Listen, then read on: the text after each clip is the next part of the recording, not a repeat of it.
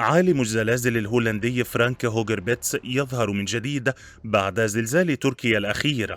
ما الذي حذر منه؟ الزلزال الأخير في تركيا وصفه العلماء بأنه الأقوى في تركيا خلال السنوات الماضية، لكن عالم الزلازل الهولندي فرانك هوغربيتس كان له رأي آخر. بعد حدوث الزلزال خرج ذلك العالم وقال إنه من المحتمل حدوث هزات ارتدادية، وقد تكون أيضا بمثابة مقدمة لحدث أكبر، وعلى الجميع أن يكون في موقف استعداد تحسبا لأي طارئ جديد. فهل يصدق ذلك العالم الهولندي في تنبؤاته؟